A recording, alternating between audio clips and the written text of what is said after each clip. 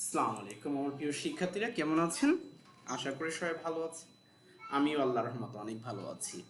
তো আজকে আমরা যে বিষয়টা নিয়ে এসেছি সেটা হচ্ছে মাইক্রোসফট অফিস এক্সেলে 7টি ট্রিক্স অ্যান্ড টিপস নিয়ে।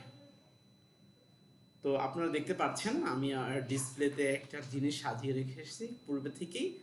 তারপর আমি বলি, প্রথম টিপসটি হবে আমাদের, সেটা হচ্ছে কিভাবে মাইনাস ফিগারটা, ধরেন এখানে -16 আছে, এখানে -16 আছে, কিভাবে আমি সেটাকে এই -16কে কিভাবে আমি +16 রূপান্তর করব, সেটা আমরা সুন্দর একটা কিভাবে একটা সূত্র অবলম্বন করে আমরা এই -16টাকে কিভাবে +16 রূপান্তর করি। এটা সাধারণত করে থাকে বিভিন্ন ব্যবসা প্রতিষ্ঠানে, যেরকম ওরা সাধারণত মাইনাস ফিগারটা দেখাতে চায় না, প্লাস ফিগারটা দেখাতে চায়। তো সেই ক্ষেত্রে আমরা এটা করে থাকি। তারপর আপনারা আপনাদের কাজ অনুযায়ী ওভাবে করবেন, তাহলে পর্যায়ক্রমে আমরা এই জিনিসগুলো দেখি। তো সাধারণত আমি এখানে রাখার পরে ইকুয়ালে ক্লিক করব, ইকুয়াল করে A B S A click করব, A B S A click করব, ফার্স্ট ব্র্যাকেট ওপেনে ক্লিক করব। তারপর আমার যেটা নিয়ে আমি কাজ করতে চাচ্ছিলাম যে -16, এই যে দেখা যাচ্ছে -16, এটার উপরে ক্লিক করব, ফার্স্ট ব্র্যাকেট ক্লোজ, এন্টার। দেখেন -16টা +16-এ রূপান্তর হয়ে গেছে। তো এইভাবেই হচ্ছে -16কে +16-এ রূপান্তর করতে হয়। এটা আমাদের প্রথম ট্রিক্স অ্যান্ড টিপস। আমাদের দ্বিতীয় টিপস অ্যান্ড ট্রিক্সটা হচ্ছে, এখানে লেখা আছে 16.4, এটাকে কিভাবে রাউন্ড ফিগারে তৈরি করতে হয়। যেরকম আপনি যদি 40 পয়সার কথা বলেন, 40 পয়সা কি আমরা কি দিতে পারবো? কখনই সম্ভব না।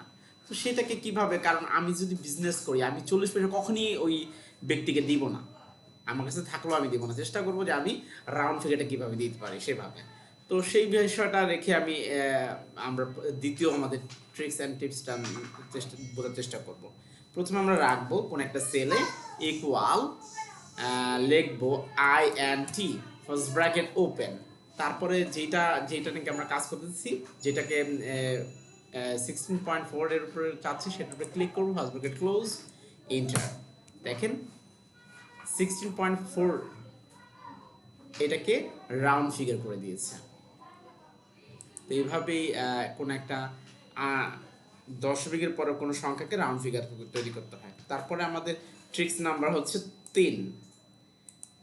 এটা হচ্ছে আমরা যেরকম সাধারণত খাতায় অঙ্ক করি, যে যদি আমাদের 14 হয়, 14 যদি করি, যদি ভাগ করি, 14 কিন্তু কখনই ভাগ ফল দিয়ে রেজাল্টটা বের হয় না, এটা কিন্তু ভাগশেষ বের হয়। তো আমরা দেখবো যে কিভাবে আজকে ভাগশেষ বের করতে হয়। 14-র ভাগশেষ কত? ধরেন এখানে লিখবো 14 লিখলাম, 14 লিখলাম, আমি অন্য একটা সেলে সেটা রাখবো, ইকুয়াল দেব, মুড লিখবো, MOD, mod, first bracket open, 14-র উপরে ক্লিক করব, কমা দিব, 3 দিব, মানে 3 দ্বারা যদি আমি ভাগ করি, ফার্স্ট ব্র্যাকেট ক্লোজ, এন্টার।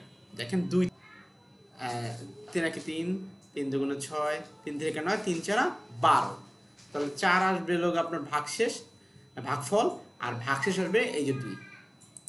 তার পরবর্তী আমরা ট্রিক্সটা শিখব। এটা হচ্ছে দেখেন কিভাবে আমরা এই 14-কে বর্গমূলে রূপান্তর করব। যে আমাদের এটাকে বর্গ করলে আমাদের কত হয়, 16-কে বর্গ করলে কি হয় দেখবো সেটা। Equal SQRT, first bracket open, আমি যদি 16-এর উপরে ক্লিক করি, ফার্স্ট ব্র্যাকেট ক্লোজ, এন্টার।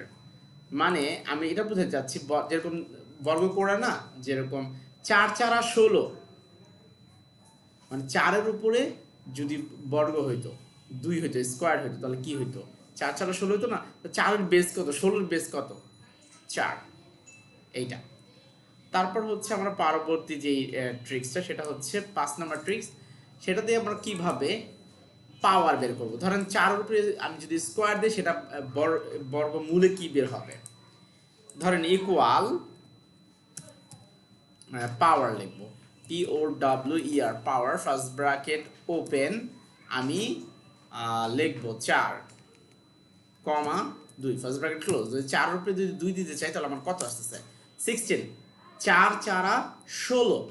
এইভাবে আমাদের 5 নাম্বার ট্রিক্স অ্যান্ড টিপসের কাজ শেষ করলাম। তারপর আমরা 6 নাম্বার ট্রিক্স করব। যেরকম এখানে দেখা আছে 19 দশমিক সামথিং।